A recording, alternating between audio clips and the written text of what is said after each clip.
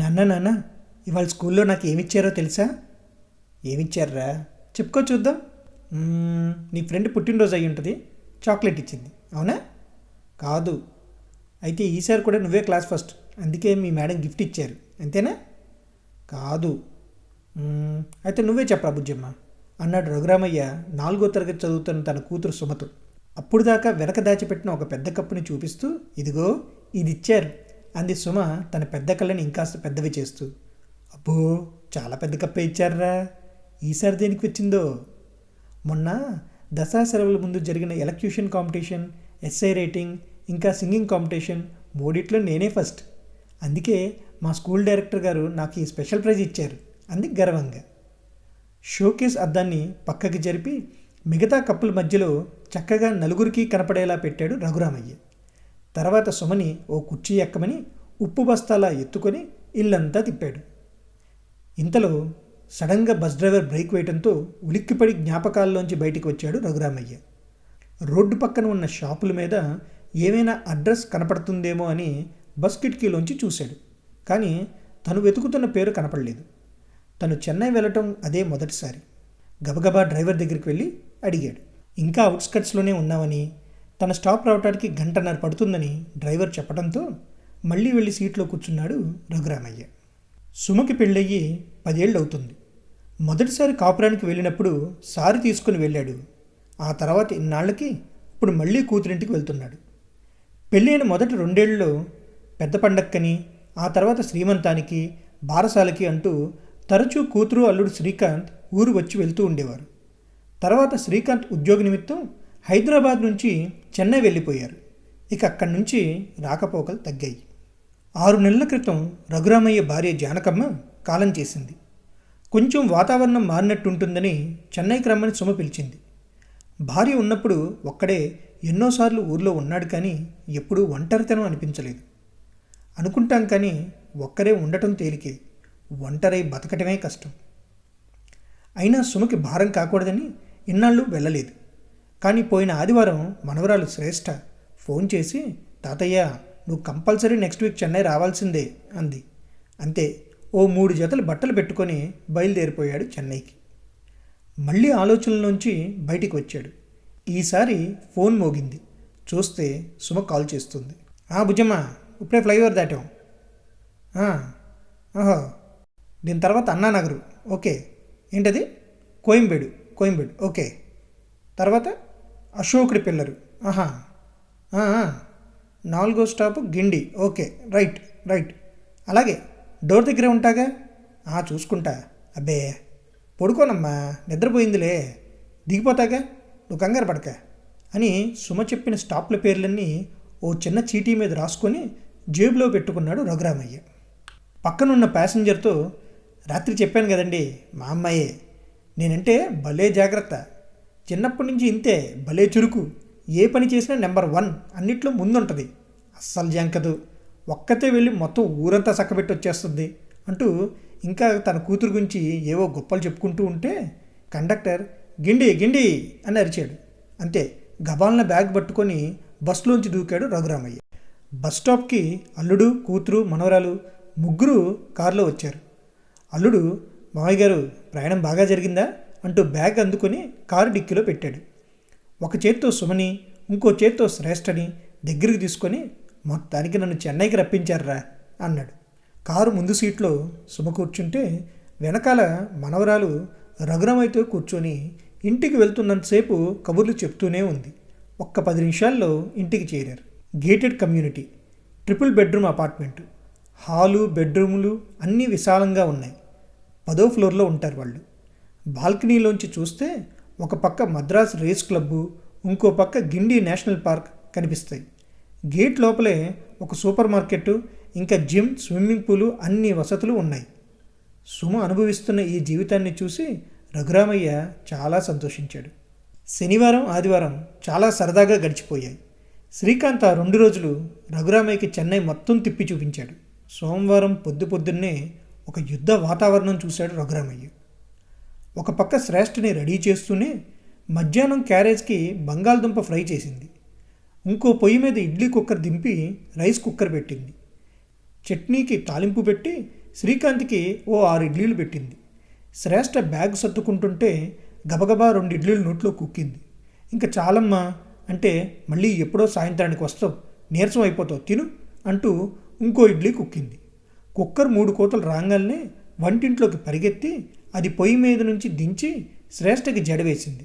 అన్నం చల్లారాక ఇద్దరికీ బాక్సులు కట్టి సాగనంపడంతో యుద్ధం దాదాపుగా ముగిసింది. అప్పుడు చూసింది రఘురామయ్యని. హాల్లో ఓ మూల సోఫాలో కూర్చొని ఉన్నాడు. నాన్న లేచావా? చూడలేదు. కాఫీ పెట్టినా లేక టిఫిన్ చేశాక ఒకేసారి తాగుతావా అడిగింది సుమ. ముందు నువ్వు వచ్చి కూర్చో అమ్మా, నిన్ను చూస్తుంటే నాకు కంగారుగా ఉంది, కొంచెం ఊపిరి పీల్చుకో అన్నాడు రఘురామయ్య. ఇదంతా రోజు ఉండేదేనన్నా, ఈ గంట ఇలా ఉంటుంది, తర్వాత రోజంతా ఖాళీనే అంది సుమ. అది పెద్ద అబద్ధమని తర్వాత అర్థమైంది రఘురామయ్యకి. టిఫిన్ అయిపోయాక ఇద్దరూ కాఫీ తాగుతూ ఓ పావుగంట కబుర్లు చెప్పుకున్నారు.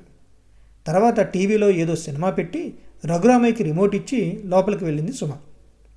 రఘురామయ్య టీవీ ముందే కూర్చున్నాడు, కానీ చూపంతా కూతురు మీదే.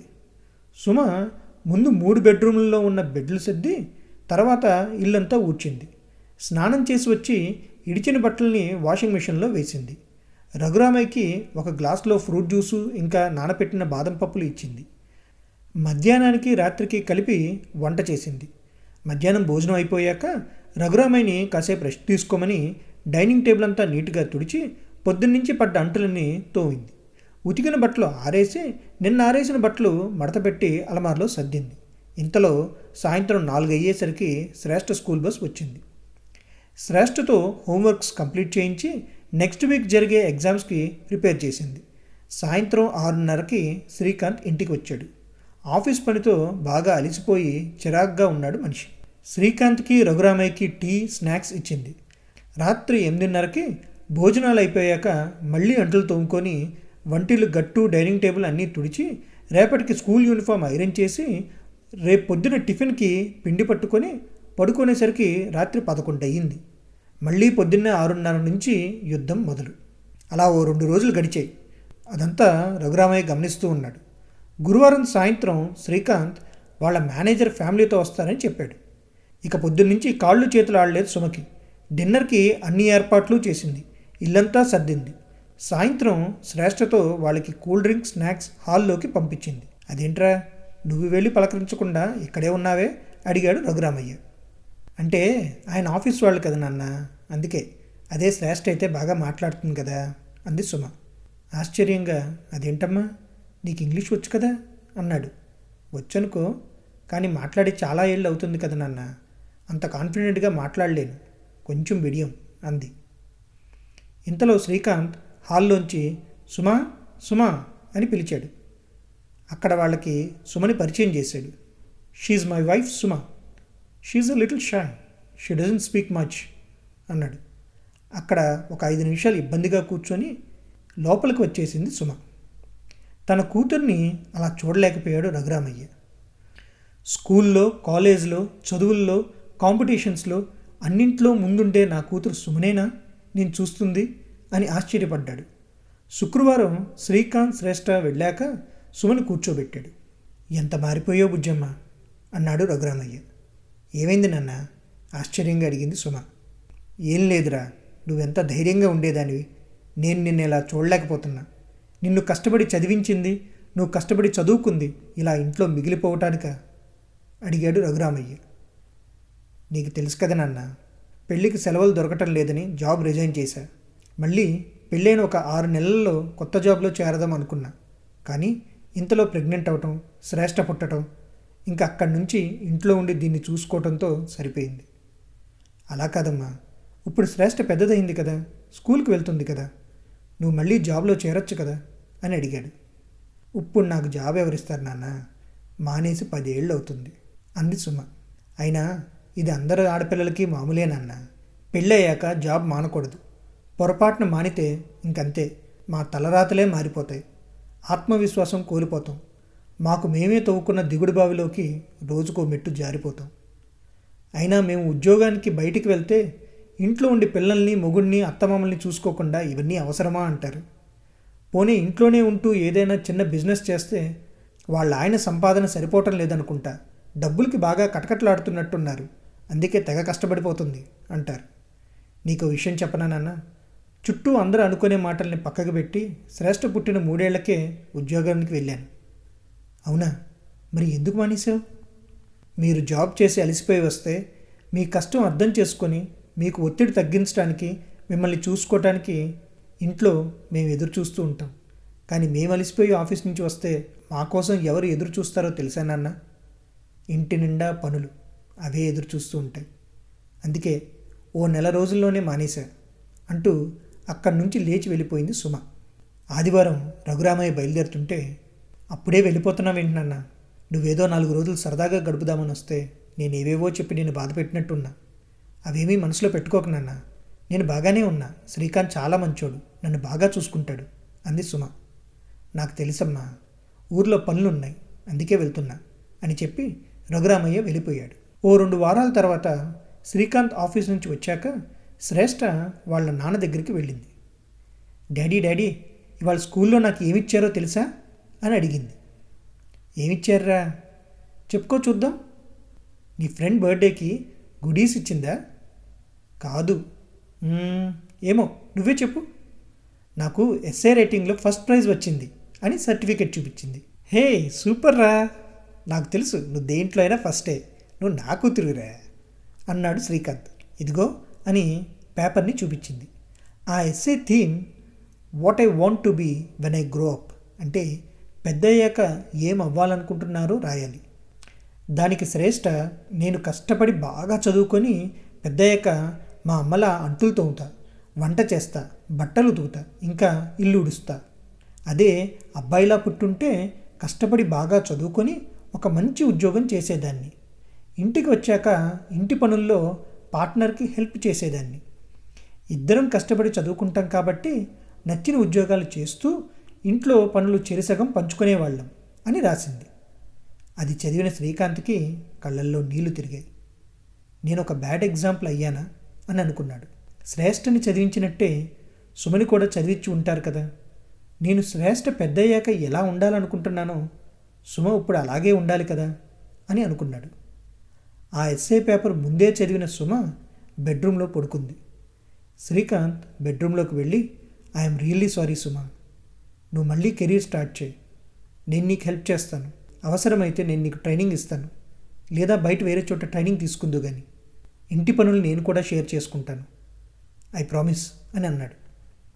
శ్రేష్ఠ బయట హాల్లో వాళ్ళ తాతయ్యకి ఫోన్ చేసి, థ్యాంక్స్ తాతయ్య, నువ్వు చెప్పినట్టే రాశాను, ఫస్ట్ ప్రైజ్ వచ్చింది అంది.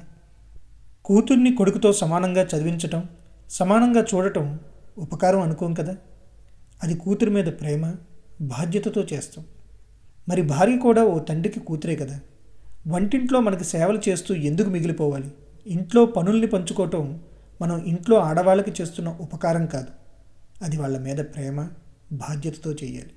ఆడపిల్ల కథ క్షమించాలి. ఇక్కడి నుంచి ప్రారంభం కావాలని ఆశిస్తూ మీ మనోభీష్ట. వచ్చే వారం మరో మంచి కథతో మీ ముందుకు వస్తాను. ఈ కథ మీకు నచ్చితే లైక్ చేయండి, మీ వాట్సాప్ గ్రూప్స్లో షేర్ చేయండి, సబ్స్క్రైబ్ చేసుకోవటం మర్చిపోవద్దు.